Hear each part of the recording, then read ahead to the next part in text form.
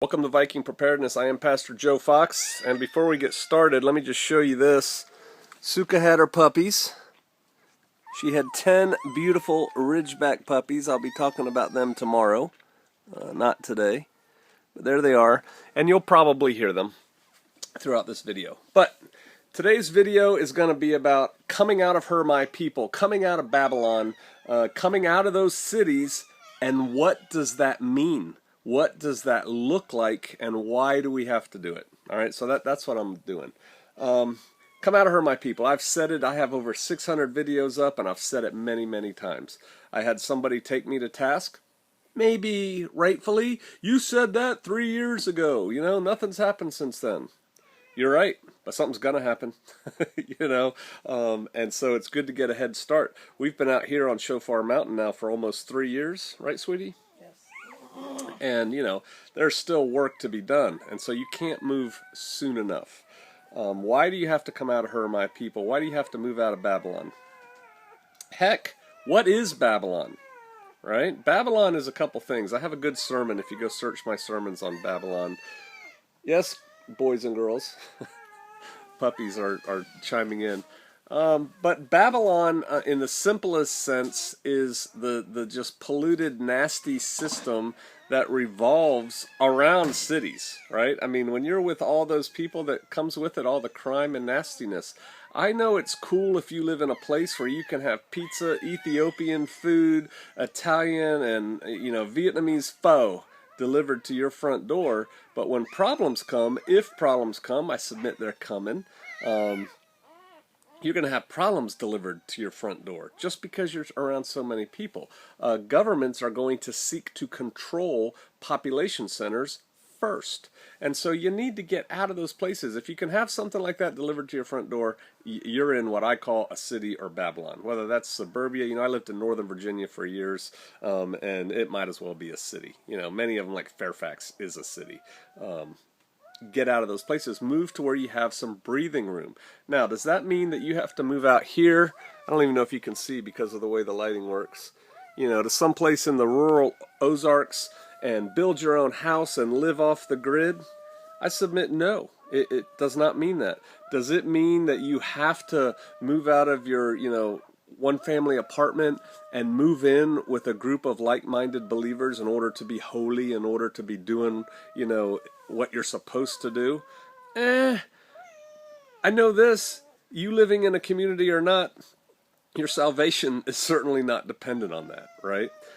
Do I think you should live out in the great beyond and outback? Yes, I do. Do I think you should live in a community with like-minded believers? Yes, I do. But those are shoulds, not musts, right? So that's something to think about.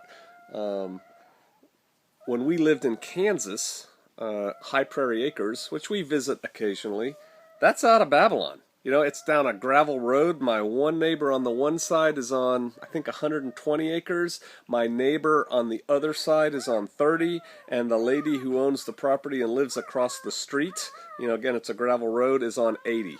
All right, so, that's countrified. There's cows at my fence line. And, that is out of the city. You can't have a pizza delivered there or anything like that. And why do you need to do this? Not just the population, not just that this is where the resources are and where the powers that be are going to clamp down whenever there's a huge problem, so you don't want to be where people are clamping down. Number two, you want to be able to sustain yourself. You want to be able to grow food and think simple thoughts and not be just bombarded by the literal noise of everything around you. You can live in a little farmstead outside of a little town somewhere, and you can be on the grid. That's okay. You can have electricity coming into your house. You can have city water coming into your house. These don't make you a bad person. And in fact, all of the communities that I personally know have electricity, coming off the grid and running water in their homes, right? So this obviously doesn't make you a bad person. I still think if you're living in that situation where you have grid power and you have like county water or whatever coming into your place, that you should develop alternatives, because the grid is going down for one of several reasons. It's going to go down, and so you want to be able to continue with some semblance of life when that happens. But you need to get to a place. Do you need to be with other people? No, but it sure makes sleeping easier. You know, when bad guys are roaming around in the night or even in the day, it would be nice to have another couple families living with you. Bob, hey, can you pull security? I need to go get my head down, man. I need to go sleep. Right? Something like that. Or you're sick and can't provide for your family, but the other brothers pick up the slack. You know, it's wonderful when brethren dwell together in unity, right? So these are things you should aim for, but they're not things you have to have. But what you do need to do is get out of those cities, and then on the spiritual side of Babylon, Babylon is all that stuff that too many of us are overly concerned with. You know, if you don't live within 200 miles of Ferguson, what do you care? You know, remember the riots there? What do you care about what Madonna's doing lately, or what, you know, I don't even see. I'm out of Babylon in that way. I don't know, but just pick your musical rapper, rock star, pop star, whatever.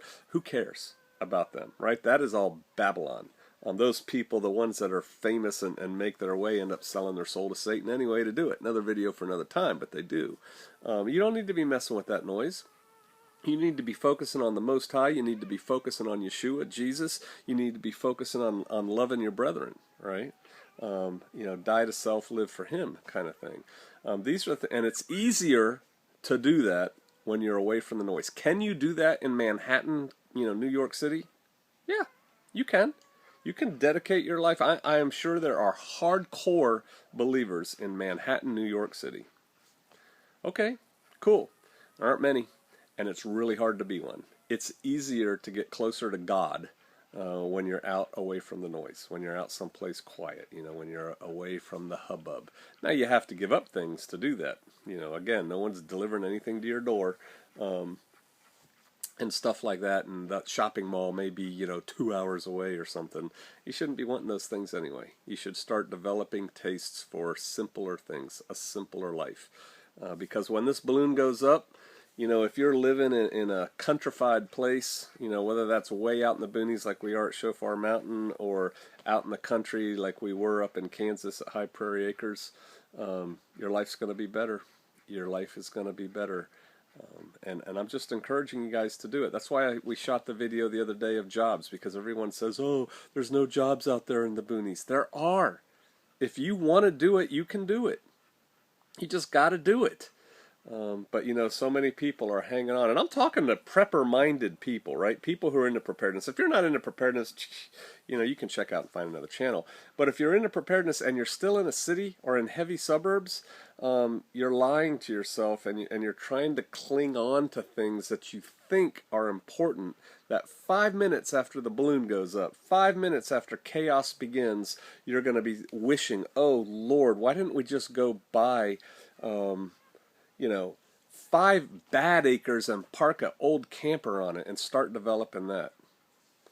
The time is past. The time is now. I know I said that 3 years ago. Look around. Read the news. You know, see what's going on. Look at just geological news. You know, look at solar news. Look at political news. You know, just come out of her, my people. Come out as far as you can. Get together with as many like-minded people as you can, but stop lying to yourselves. Stop hanging out in those townhouses. You can read in Isaiah not to build house upon house. There's a reason for that. Come out of her, my people. Get out into the country. Start growing some veggies, raising some critters. All right. I hope I see you out here.